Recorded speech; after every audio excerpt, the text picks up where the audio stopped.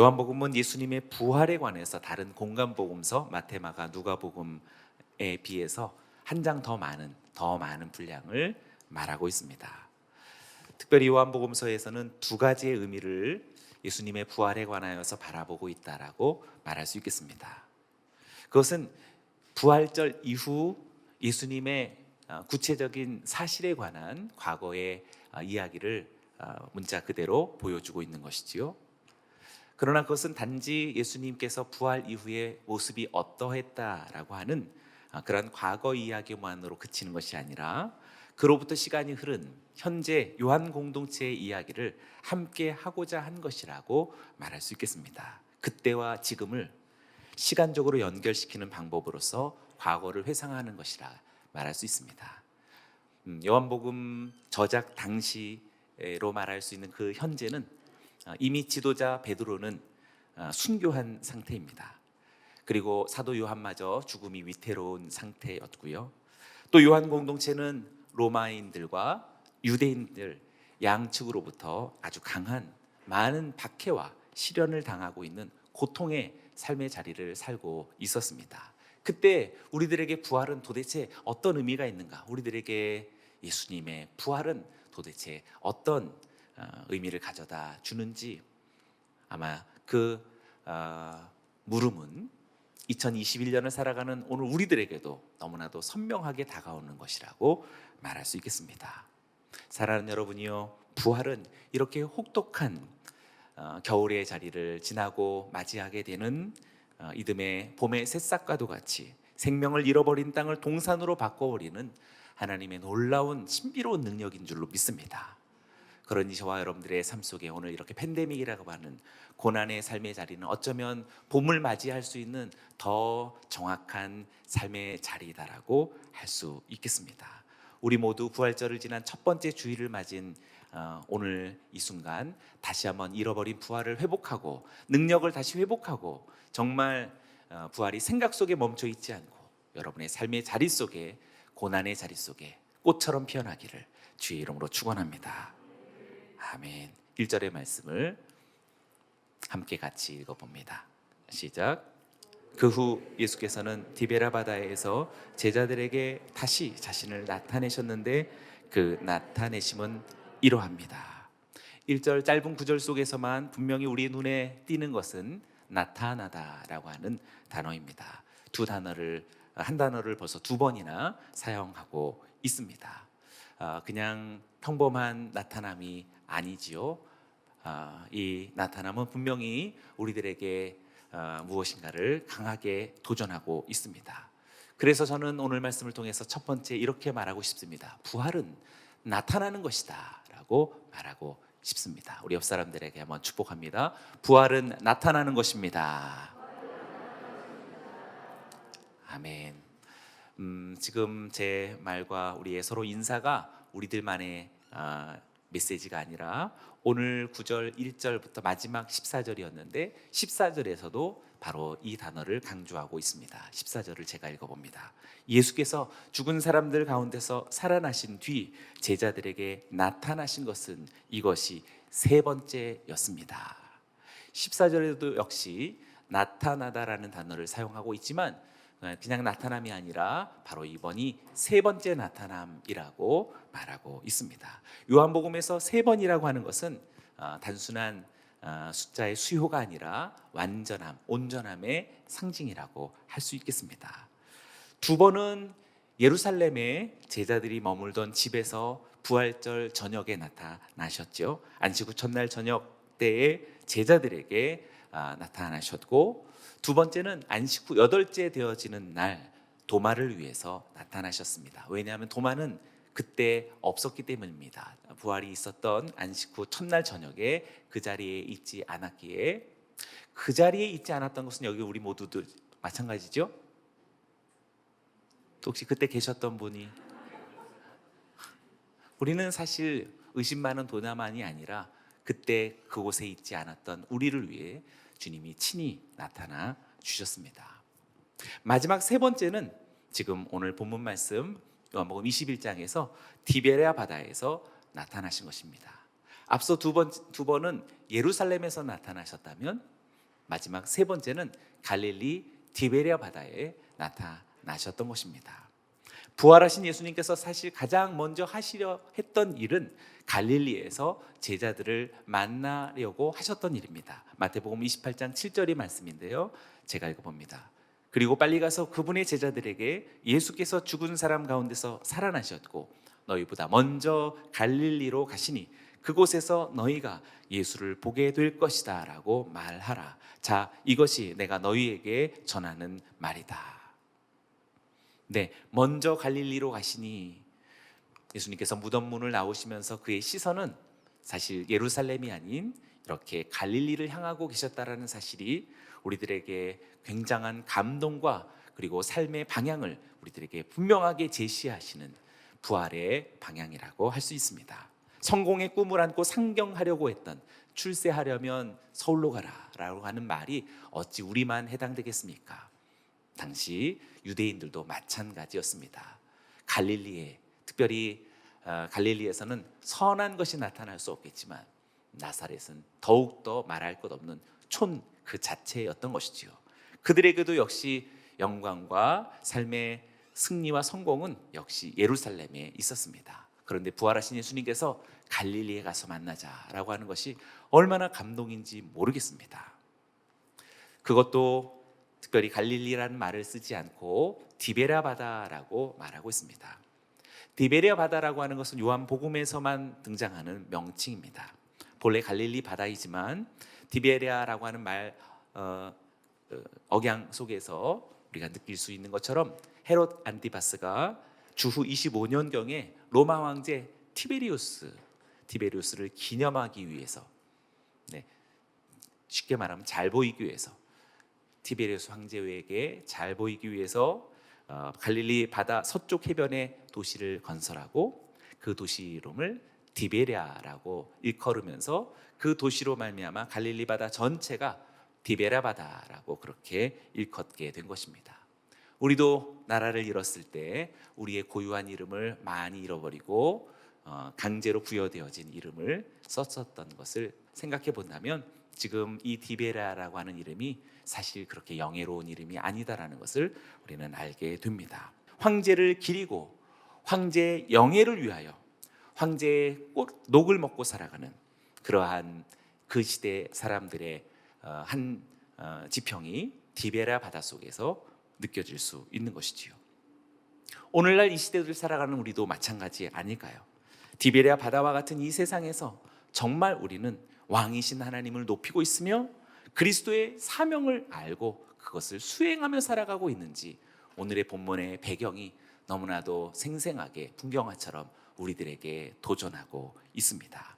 바로 그곳을 찾아오시는 주님이시다라는 것을 기억하신다면 사랑하는 여러분이요, 부활은 지금 바로 여기서부터 꽃 피어날 수 있는 하나님의 진리인 줄로 믿습니다. 2절의 말씀을 보십시오. 시몬 베드로, 디두모라 하는 도마, 갈릴리 가나 사람인 나다나엘, 세베대의 두 아들들, 그리고 다른 두 제자가 함께 있었습니다. 공교롭게 2절을 보면 7명의 제자들이 등장하고 있습니다.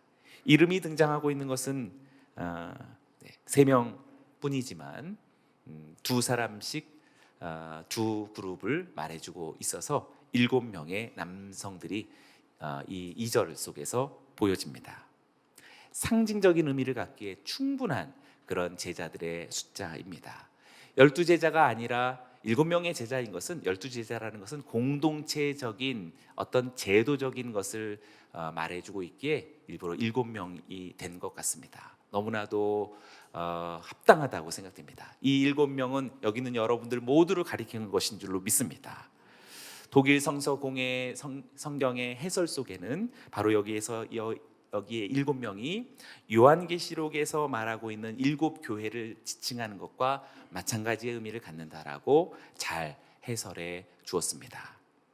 시몬 베드로이겠고 디두모라는 도마이며 갈릴리 사람 나다나엘입니다. 그리고 네 번째 세베대의 아들이라는 표현이 공간복음서에서 익숙한 표현이 지금 요한복음에서 처음 등장하는데요, 우리가 잘 알고 있죠. 세베대의 아들들 야고보와 요한입니다. 그리고 다른 제자 둘이라고 하는 이름을 알 수 없는 이가 있는데 당연히 베드로의 형제 갈릴리 사람 안드레이겠죠. 또 성경에서 나타나는 갈릴리 사람이 빌립입니다. 그러니 베드로, 도마, 나다나엘, 야고보와 요한 그리고 안드레와 빌립이 지금 7명이 등장하고 있는 것이지요. 이 7명은 여기 있는 우리 모두를 가리킵니다. 2021년 부활절을 지난 첫 주일을 살아가는 우리들을 대표하고 있는 이 7의 수가 지금 무엇을 생각하고 어떤 행동을 하고 있는지 우리가 잘 따라가 보기를 원합니다. 3절을 같이 읽어봅니다. 시작. 하고 말하자 그들이 우리도 같이 가겠소 하고 말했습니다. 그들은 나가서 배를 탔습니다. 그러나 그날 밤 그들은 물고기를 한 마리도 잡지 못했습니다. 지금 3절에서 베드로의 나는 물고기 잡으러 가노라, 나는 물고기를 잡으러 가겠소 라고 하는 이 말을 우리는 많이 생각해 보아야 하겠습니다. 이 말은 도대체 어떤 의미를 갖는 것일지 쉽게 지나칠 수 있는 그런 선언은 아닙니다. 어쩌면 지금 요한복음 21장에서는 요한복음 20장에서 부활하신 주님도 나타났었고 숨을 내쉬며 성령을 받으라 하신 성령의 충만함도 경험했던 제자들인데 얼마간의 시간이 지난지 모르지만 21장에서 물고기 잡으러 가노라 라고 하는 이 선언을 우리 모두는 사실 스스로에게 적용해 보아야 할 것입니다. 두 가지로 물고기 잡으러 가겠노라는 베드로의 고백을 두 가지로 생각해 볼 수 있겠습니다. 첫째는 문자적 의미입니다. 생계를 이어가는 일상의 노동이 되겠습니다. 물고기 본업이 어부였으니 그들에게 자비량이 되었든 어찌 되었든 생계를 꾸려가야 할 일련의 노동이 필요합니다. 그러나 사실상 지금 이것은 일상의 노동, 자기 자신의 비즈니스만을 이야기할 수 없습니다. 둘째로, 그래서 이것은 상징적인 의미를 갖습니다. 그것은 애초 베드로에게 부여되어졌던 사람을 낚는 어부여야 한다라는 사도적인 사명을 이야기하고 있다라고 할 수 있습니다. 이 두 가지는 분리되어져 있지 않습니다. 이 두 가지는 아주 묘하게 하나 되어지고 있습니다.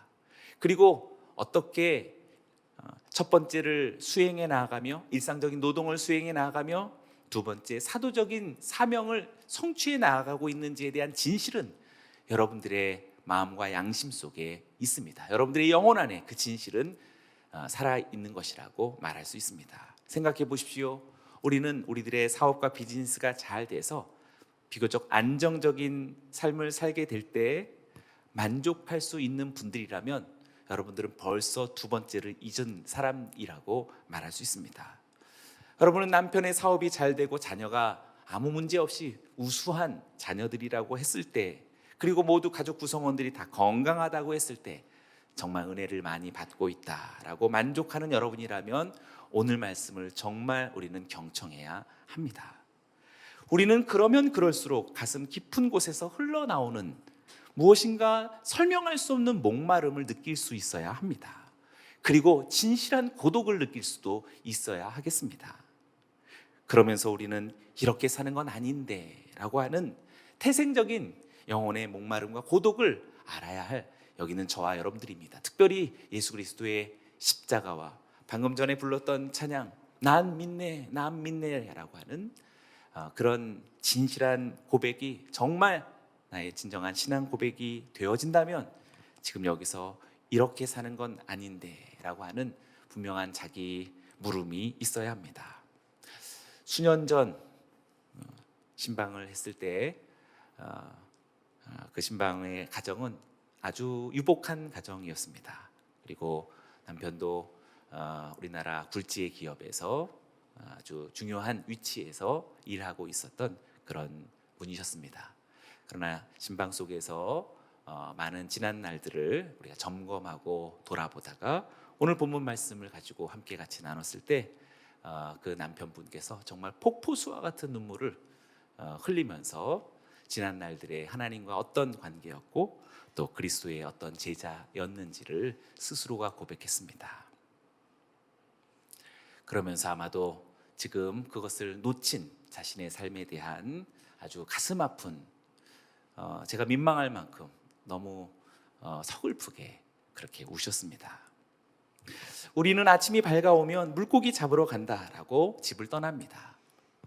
그러나 선한 영혼의 양심은 항상 우리들에게 무엇을 재촉해야 한다라고 생각됩니다. 공교롭게 이렇게 물고기를 잡는 기적의 본문 말씀이 누가복음 5장과 평행을 이루고 있을 때 바로 누가복음 5장 속에서의 베드로가 어떤 모습이었는지 나는 죄인으로소이다 나를 떠나소서라고 했을 때 주께서 너를 사람 낚는 어부가 되게 할 것이다 라고 주님은 말씀하셨습니다. 그리고 나서 부활절 이후 오늘 이 장면을 만나게 되듯이 여기는 우리 모두도 예수 그리스도를 영접한 지 벌써 얼마나 많은 세월과 시간이 흘렀을까요? 지난날 여러분들이 젊었을 때 여의도 광장에서 주님의 이름을 부르며 무릎 꿇었던 그 기억은 혹시 기억하고 계신지요? 그리고 밤낮 철야로서 또 새벽 예배로서 우리 주님의 이름을 눈물로써 기도하던 그 시절들이 혹시 있었는지요? 헌신은 어땠는지요? 혹시 서원은 있었습니까? 그리고 지금은 또 어떠한지 돌아볼 필요가 있습니다. 제자들은 부활하신 주님을 다시 만나서 평범한 자연인으로 살아갈 수 있는 그들이 아니라 주님의 사명자로서 다시 새롭게 깨어나야 할 필요가 있음을 지금 요한복음 21장이 마지막 우리들에게 마치 정말 아름다운 풍경화처럼 보여주고 있는 것입니다. 그래야 사람 낚는 어부라고 하는 삶의 온전한 의미를 진실하게 성취해 나아갈 수 있는 인생이 될 수 있지 않겠습니까? 저와 여러분들이 바로 그러한 진실한 부활의 성도가 되기를 주의 이름으로 축원합니다. 그래서 이렇게 두 번째로 말하고 싶습니다. 부활은 사명을 회복하는 것이다 라고 말할 수 있습니다. 옆 사람들에게 축복합니다. 부활은 사명을 회복하는 것입니다. 아멘. 우리에게도 베드로와 같이 또 다른 제자들처럼 그날 밤에 빈배와 같은 영적인 침체기를 맞기도 합니다.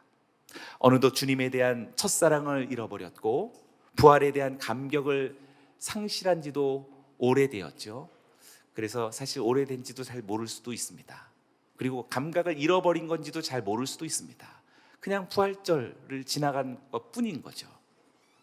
젊은 시절에 뜨거웠던 열정과 꿈이 사실상 예전엔 난 다 그랬어 라고 하는 말로 말한다면 주님의 부활을 너무 모르는 것입니다. 너무 오해하는 것이며 그것은 부활에 대한 왜곡이라고 말할 수 있습니다.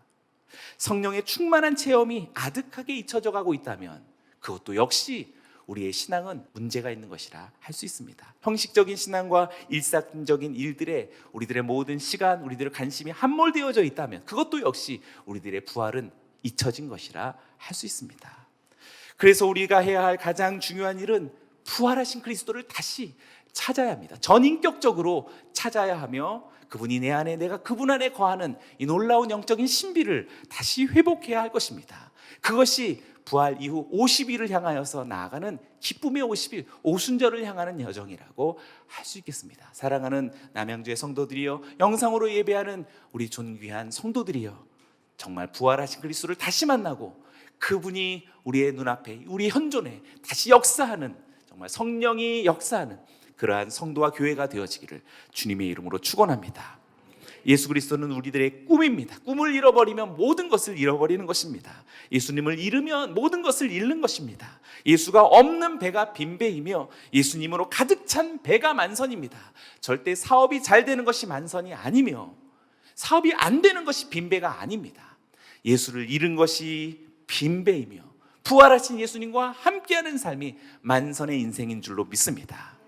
할렐루야. 4절의 말씀을 읽어봅니다. 날이 밝아올 무렵 예수께서 바닷가에 서 계셨으나 제자들은 그분이 예수신 줄 알아보지 못했습니다. 주님은 날이 밝아올 무렵에 벌써 바닷가에 서 계셨다라고 말합니다. 사랑하는 여러분, 나타나셨습니다. 이렇게 지금 나타나 있죠. 그런데 중요한 것은 알아보지 못했습니다. 제자들이 알아보지 못하고 있습니다. 어쩌면 이 4절의 말씀은 2021년 부활절 후 첫 주일을 맞이한 여기 있는 저와 여러분들 중에 혹 어느 누군가가 지금 이 4절의 풍경을 살아가고 있을지도 모르겠습니다. 주님은 벌써 나타나셨으나 우리는 알아보지 못합니다. 저와 여러분들의 영감이, 우리들의 영적인 지식이, 그리고 영적인 느낌이, 그리고 영적인 판단이, 그리고 삶의 모든 태도가 부활하신 예수 그리스도를 만나고 경험할 수 있는 우리 모두가 되어지기를 원합니다. 5절과 6절의 말씀을 같이 읽어보겠습니다. 시작. 예수께서 제자들에게 얘들아 물고기를 좀 잡았느냐 하고 물으시자 그들은 한 마리도 잡지 못했소 라고 대답했습니다. 예수께서 제자들에게 말씀하셨습니다. 그분을 배 오른편에 던져보라. 그러면 물고기가 잡힐 것이다. 제자들이 그물을 배 오른편에 던지자 물고기가 너무 많이 걸려 그물을 배 안으로 들어올릴 수가 없었습니다. 주님은 바닷가에 서서 나타나신 분으로 그치지 않고 5절과 6절 말씀 속에서 주님은 소리치는 분이시다라는 것을 알게 됩니다. 지금 예수님은 바닷가에 서 계시고 제자들은 배 위에 떠 있지요. 뒤에 본문 말씀을 참고해 보면 약 200규빗 정도 떨어진 곳, 곧 90m 정도 떨어진 곳에 제자들의 배가 있습니다. 아무리 새벽 호숫가가 조용하다 할지라도 호숫가가 가져다 주는 굉음이 있습니다. 호숫가에서 무엇인가 이야기를 할 때 저 100m 정도 떨어져 있는 배를 향해서 어떤 의사소통을 한다는 것은 제가 한번 이해를 돕기 위해서 한번 얘기해 보겠습니다. 얘들아 물고기를 잡았느냐? 이런 목소리로 하면 들릴까요? 네. 그리고 또 이렇게 뒷짐을 지는 상태로 이렇게 멋있는 모습으로 얘들아 물고기를 좀 잡았느냐? 이런 목소리로도 들릴 수 없습니다. 그건 사실 온몸에 수신호를 전하면서 어이 큰 소리로 이야기해야만 겨우 들을 수 있는 소리고 한두 번 이야기해서는 의사소통되지 않습니다. 여러 차례 그렇게 몸짓을 다해가면서 하신 그런 표현이 얘들아 물고기를 좀 잡았느냐 라고 하는 주님의 음성입니다. 사랑하는 여러분, 주님은 그냥 서 계시지 않습니다. 알아차리지 못하고 있는 우리들을 향하여서 온갖 몸짓을 통해서 주님은 소리치는 분이시다라는 것을 믿으십니까? 저와 여러분들을 향하여서 소리치시고 우리들의 삶을 향하여서 주님을 인식하고 알아차리고 그래서 반응하게 할 수 있도록 주님은 지금도 바닷가에서 소리치시는 우리 주님이신 줄로 믿습니다. 우리들의 생계에 붙잡혀 있고 삶에 지친 언덕에서 헤매이고 있을 때 그분은 우리의 삶의 이 애환과 슬픔을 비웃으시거나 비난하지 않으시고 가련히 여기시는 분으로서의 소리치시는 하나님이십니다. 당신의 상처마저도 그대로 간직한 채 부활하셔서 제자들에게 나타나신 그분께서 어찌 우리들의 삶의 물질과 건강과 결혼과 가정과 자녀와 노후와 슬픔을 천히 여기시며 그것은 무가치한 일이다라고 세속 이분화되어진 그런 우상과 종교처럼 말씀하시겠습니까? 사랑하는 여러분, 소리치시는 주님께서 여러분들이 고통하고 있는 그 삶에 비어진 구멍을 주님은 다 아시고 채우시는 그러한 하나님이신 줄로 믿습니다. 그것이 바로 오른편으로 그물을 던져라 하시는 주님의 뜻밖의 음성이라고 생각합니다. 옆 사람들에게 축복합니다. 당신의 갈급함을 채우실 것입니다. 아멘. 믿으십니까?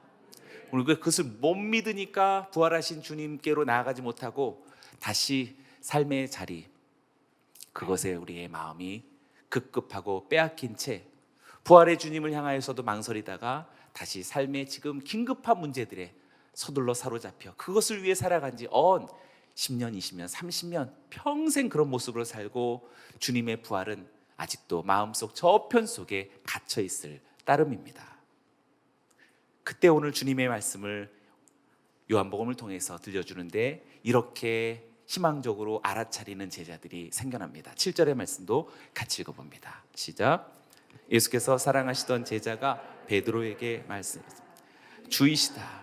시몬 베드로는 주이시다라는 말을 듣자마자 벗어두었던 겉옷을 몸에 걸치고 물로 뛰어들었습니다. 자주 그러하듯이 예수님께서 사랑하시던 제자 요한이 먼저 알아차렸습니다. 정말 독수리의 눈을 가지고 있는 것 같은 영적인 민감함을 가진 사도 요한입니다. 우리 모두도 이렇게 순간에 알아차릴 수 있는 저와 여러분들이 되어지길 원합니다.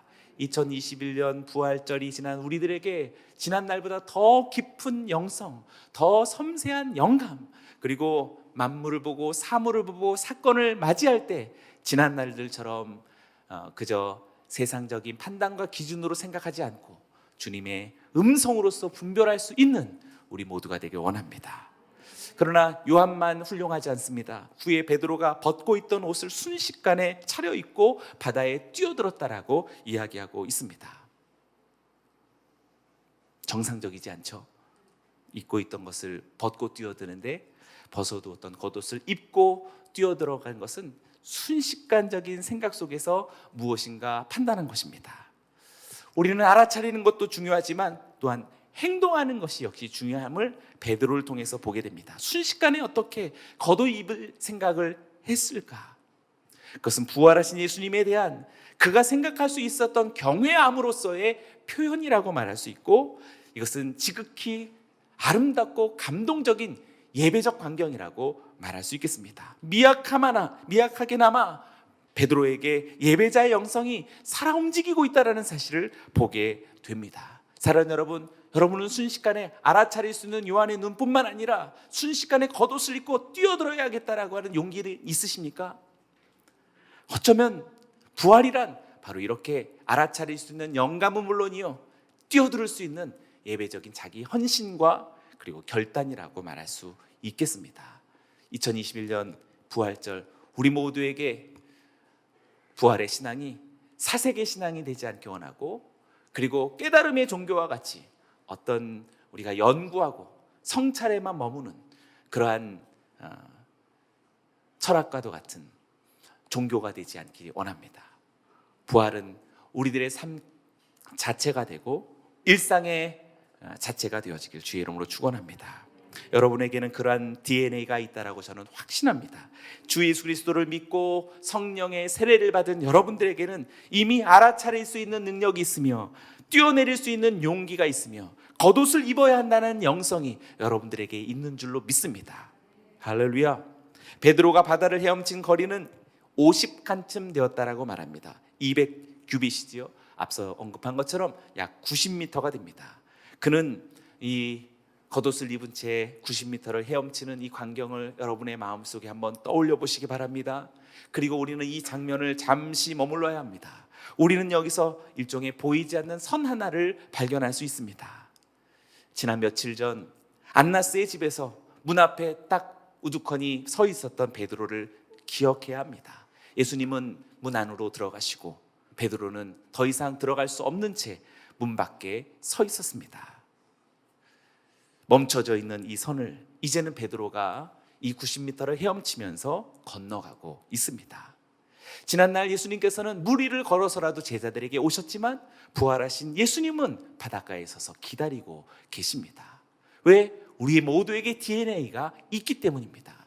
사랑하는 여러분이요, 우리는 아직도 이 선 밖 경계선에서 머물러 있는 너무나 오랜 시간을 정체하고 있는 저와 여러분들은 아닐까요? 우리들의 부활은 생각 속에서, 책 속에서, 종교성 속에서, 건물 속에 갇혀있는 잘 다듬어진 마치 조각 같은 그러한 모습의 부활은 아닐까요? 이렇게 바다를 헤엄쳐가 예수님 앞에 서가고 있는 베드로의 모습처럼 우리 모두도 분단의 선을 넘어서는 그러한 움직이는 신앙으로, 살아 숨쉬는 부활의 신앙으로 주님 앞으로 나아가기를 주의 이름으로 축원합니다. 9절과 10절의 말씀을 읽어봅니다. 제자들이 육지에 도착해 보니 숯불을 피워 놓았는데 숯불 위에는 생선이 놓여 있었고 빵도 있었습니다. 예수께서 제자들에게 말씀하셨습니다. 너희가 방금 잡은 생선을 좀 가져오라. 주님은 제자들을 만나시기 전에 제자들을 맞이하려는 계획을 분명하게 갖추고 계셨습니다. 만약 얘들아 거기서 뭐 좀 잡았느냐라고 했을 때 제자들이 아무것도 잡지 못한 그런 실망감에 낯선 이의 말을 거는 것 자체를 굉장히 짜증스러워할 수 있었겠고, 또 그것을 무시해도 아무 문제 없었습니다. 만약 실패로 돌아가게 되어질 때 예수님이 준비한 이 식탁이 얼마나 민망할 수 있었을까요? 그러나 예수님은 확신하고 있었고, 예수님은 그리스도이시기에 분명히 바로 이 식탁의 광경을 벌써 마음에 그리고 있었겠지요. 사실 그 그림은 우리가 가지고 있어야 하는 것입니다. 우리는 너무나 많은 추측을 하고 있고, 우리는 너무나 계산에 익숙합니다. 분명히 안 올 거야 라고 우리는 준비하지 않습니다. 우리는 너무나 많은 분석이 있습니다. 우리는 너무나 많은 의심이 있습니다. 그래서 우리는 희망의 잔치를 베풀기에 너무나도 늦고, 그리고 우리는 주저하고 있는 것이지요. 사랑하는 여러분, 과감하게 희망을 준비하고 눈부신 부활의 식탁을 먼저 배선해 놓는다면 하나님께서 우리들에게 귀한 영혼들을 불러주시고 보내주시고 만나게 하실 줄로 믿습니다. 저와 여러분들에게 앞으로 희망의 식탁이 준비되어지기를 주님의 이름으로 축원합니다. 저는 그래서 부활을 이렇게 말하고 싶습니다. 세 번째, 부활은 주의 식탁에 참여하는 것입니다. 옆 사람들에게 한번 축복합니다. 부활은 주님의 식탁에 참여하는 것입니다. 12절과 13절의 말씀을 읽어봅니다. 시작. 예수께서 제자들에게 말씀하셨습니다. 와서 아침을 먹으라. 다들 그분이 주이신 줄 알고 있었기 때문에 제자들 중 감히 그분께 누구십니까? 라고 묻는 사람이 없었습니다. 예수께서 오셔서 빵을 가져다가 제자들에게 나눠주셨고 이와 같이 생선도 주셨습니다. 너무나 아름다운 남성 8명이 새벽 바닷가에서 모여서 조반을 나누는 정말 아름다운 풍경화입니다. 눈부시도록 아름다운 장면입니다. 우리들 오랫동안 이 새벽 만찬의 장면을 우리의 가슴속에 새겨두어야 합니다. 이것이 바로 예수님께서 새벽의 바닷가에 오신 이유입니다. 예수님께서 숯불과 생선과 떡을 가져오신 이유입니다. 함께 식사하시려는 것입니다. 주님께서 직접 차려주신 밥상입니다. 예수님께서 준비하신 식탁은 절대 화려하지 않습니다. 인간 약간의 생선과 떡이 있었을 따름입니다. 8명이 먹기에는 아마도 부족하게 준비한 것 같습니다. 주님의 판단이 부족했던 것이 아니라 연약한 자들과 죄인들이 참여할 수 있도록 손상된 감정과 양심이 끼어들 수 있도록 여백을 가지고 오시는 주님이시다라고 말할 수 있습니다. 그래서 방금 잡은 것을 가져오라고 말씀하십니다. 아직이라고 말하는 분들에게 묻습니다. 무엇을 더 준비하려는 것입니까? 우리는 아직이라는 말 때문에 한 30년 이상을 아직도 이렇게 부활이 또 경계선을 멈춰져 있는 그러한 신앙에 여전히 머물러 있는지 모릅니다. 차라리 우리의 부족을 여백으로 생각하기 원합니다. 우리들의 부족은 더 이상 패배적인 절망이 아니라 갖추신 것은 하나님, 이를 갖추시는, 이를 지으시고 성취하시는 이는 하나님이신 줄로 믿습니다. 연약한 사람들이 둥지를 들 수 있도록 배려하시는 사랑의 여백을 힘입고 오늘이라도 당장 주님께로 나아갈 수 있는 우리 모두가 되기 원합니다. 상상해 보십시오. 검푸른 새벽 바닷가에서 펼쳐지고 딱딱 소리를 내면서 피어오르는 빨간 숯불을 생각해 보시기 바랍니다. 초라한 듯이 놓여진 생선 몇 마리와 떡 조각을 들고 주님이 연출하시는 이 소품들 모두가 다 소리쳐서 내게로 오라 라는 부활의 함성이라고 생각합니다. 눈부신 회복의 식탁으로 와야 한다고, 영광의 왕의 식탁으로 가야 한다라고 우리들의 인생을 다시 재정의하는 것 같습니다. 영혼의 어두운 밤을 지나서 삶의 문제, 또 생계의 문제에 함몰되어진 순례자들이요, 주님의 식탁으로 나아가서 다시 한번 주님과 함께하는 영광스러운 생애로 우리들의 삶이 펼쳐지기를 주의 이름으로 축원합니다.